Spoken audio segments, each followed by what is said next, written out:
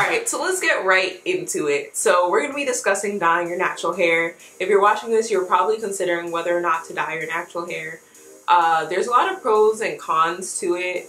Pros are more so aesthetic. There's not really hair growth associated with dyeing your hair.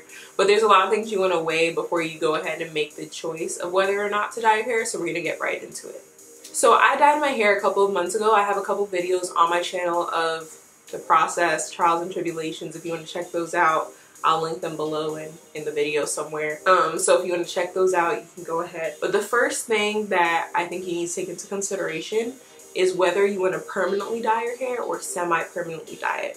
So there are semi-permanent dyes that last for like somewhere between 10 washes to 20 washes. It will slowly start taking out the color, but you'll have that dye in your hair, and you can style it with the dye in your hair, so you can straighten your hair, everything. You can add heat to it, but it's eventually going to fade back to your original hair color.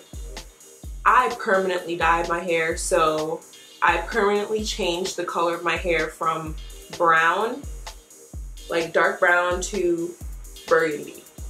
And there's videos out there with the color of my hair. Disclaimer.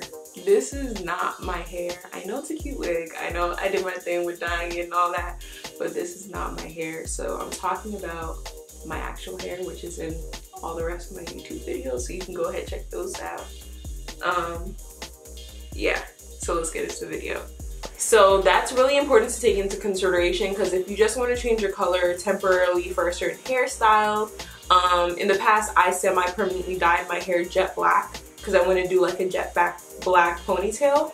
I do have a video on that, I think.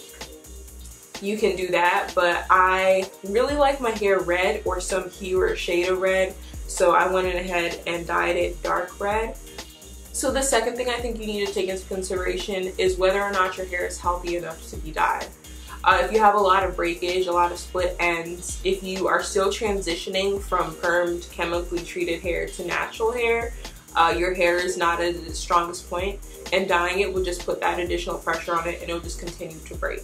And on top of that, dyeing your hair can create split ends and weaken your hair.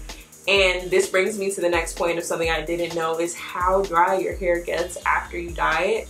I feel like I need to moisturize my hair like twice a day to keep it from getting dry. And if I go 2 days without like adding additional moisturizer to it, it sounds like a Brillo pad. Like, it gets really dry, and I feel like I just need to soak my head in shea butter. Like, it gets so dry.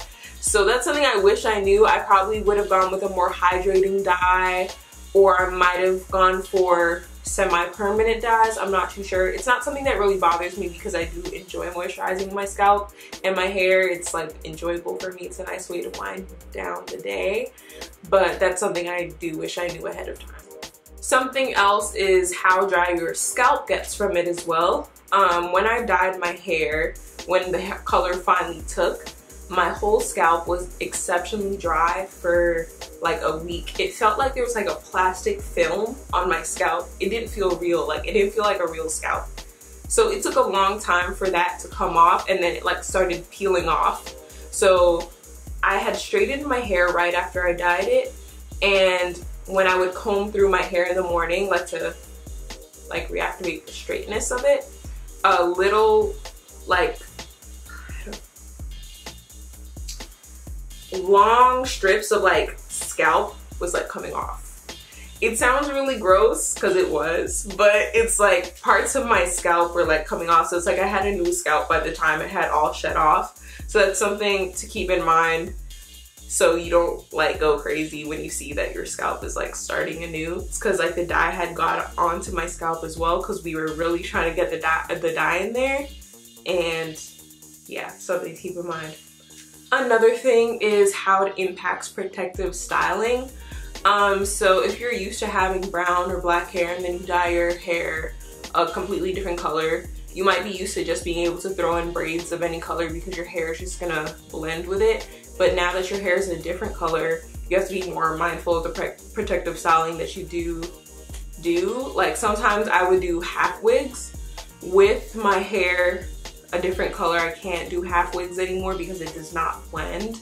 So that's something I just need to keep in the back of my mind when I am picking a protective style, or like if I do twists or braids, I just have to keep in mind how the new color of my hair impacts the style. So I would not do black braids right now, but in the past, before I dyed my hair, I would be fine with doing black braids, but it just would show in my protective style, so that's why I wouldn't do it. So something else to keep in mind is your work setting. So I work in a corporate setting, so I had to be mindful of how bright I went. If you go on my other videos of like this wig that I typically use, that is, it's like brighter than this, but it's deeper, like purplish red. If I could have my hair that color every day of life, like for the rest of existence, that's how I would want my hair to be. I feel like that color really compliments me and it kind of reflects on my personality a bit. I really like that color and I think it really suits me. However, in the setting I work in, I can't have my hair that color. So I decided to still dye it some shade of red, purple, burgundy, but still a color that's like work appropriate. So that's something else to keep in mind because it is a permanent hairstyle. And even if you do typically protective style your hair at work, like do wigs or something, once in a while you want to be able to have the option of putting it in a bun, and you do need to make sure the color of your hair is appropriate for work. And my last point is the health implications of dyeing your hair. There's a lot of studies out there about possibly getting breast cancer as a result of dyeing your hair. Like some people have reported like cysts can grow, various things. So that's something to keep in mind. There are some studies that link permanent hair dye to breast cancer.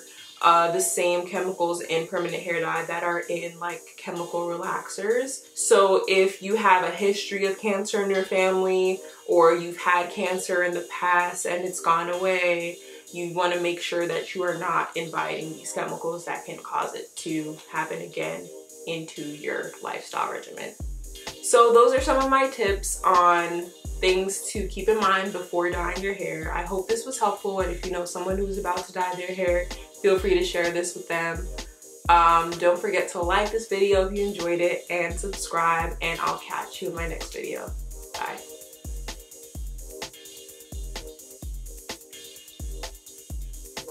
Are you still recording? Oh, okay.